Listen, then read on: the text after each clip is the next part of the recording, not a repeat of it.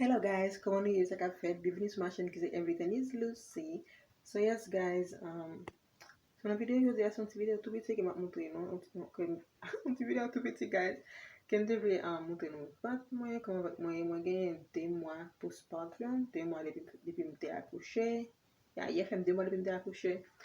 So ya, devle montre nou koman vat mwen ye, m se ben ye, cheve m te pen, depi 1 mwa de sa lor, fòm te trese, paske jam pa la Texas. And then so yes guys, so yeah, so kwen la devle montre nou vat mwen, koman vat mwen ye, and koman mwen senti mwen tou, like, nan 2 mwa yo. Mwen senti miyo, mwen senti fos mwen, plis sou mwen, you know, like, lem te senti nan, mwen senti nan lim bom de la, mwen senti nan leze, mwen bat mwen ge fos mwen de fe, ni enerji, like, ti enerji mwen de gen, mwen te just fe bagay pou ti mwen yo, like, ba manje, ben yo, ba sa yo, take care of them. Bat mwen ka fe you know, but thanks God, kon ya la, mwen ka fe plis bagay nan yon jounen, which fè m kontan, mwen senti m kontan pase, you know, le ou leve, yon senti ou pa fe yon senti like, senti ou la, yon senti ou pa realize padan jounen.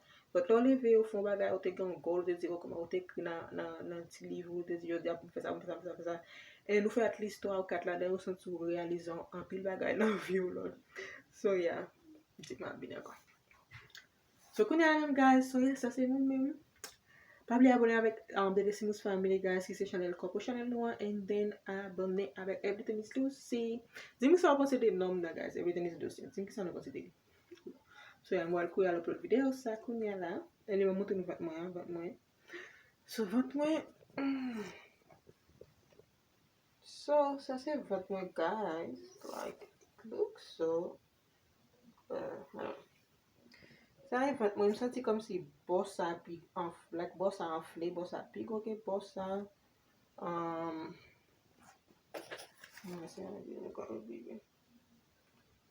si, kan pil ta wè pou fè lò. Bueno, so yeah, sa se vat mwen guys. Lò maman wè kompren, you know, sa e pri ou peye lò maman, nou ka je vat mwen bare, vreman like, I don't really like to see it like that. Like, no way. That's why guys, mwen entre nan TLC ki se total life changer guys. Mwen entre la dani pou ptet pou mwen kapap disan vant mwen. Paske mwen bezen vant mwen disan, mwen bezen look sexy. Jamte avan de gen ti moun de vreman sexy, mwen de telman sexy. Mwen toujou te kon ap try pou manje bagay ou sinon ka dokte avem pou mwen te kapon gose. Kou yalan mwen gen 3 ti moun, 3 under 3, yo yon pou gen 3 an. Gade gose mwen guys. Gade gose mwen stomak mwen. Like, what the heck, lol? Never, mbada jen panse. Nga wali vi nan sityasyon sa, lol. Dot ya, now mwen se tounen sexy bag jamte avan. You know? Bueno. So yes, guys, mwen te nan TLC, mwen se yon... Kam nan di mwen se la? Mwen te la dani, guys, mwen ap eseye te yo, en den mwen ap van yo to, sou ta amen yo, mwen akte vek nan description, yo gen bagay, yo gen te pou perdi poa, yo gen produit pou pran poa, yo gen produit pou moun gen tache nan figi, pou moun zong, pou fe zong ben, yo gen paket bon produit ki vreman bon, ki naturel, ki organik pou nou. En den si yon business, on moun black liye, ki vreman bon.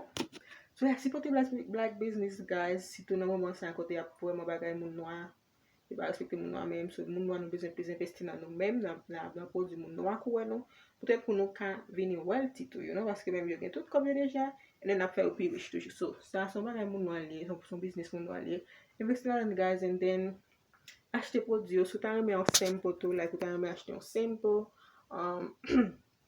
ou ta reme eseye li avan achete li, map kite yon link tou, pou ka fè sa tou. So yes, bye!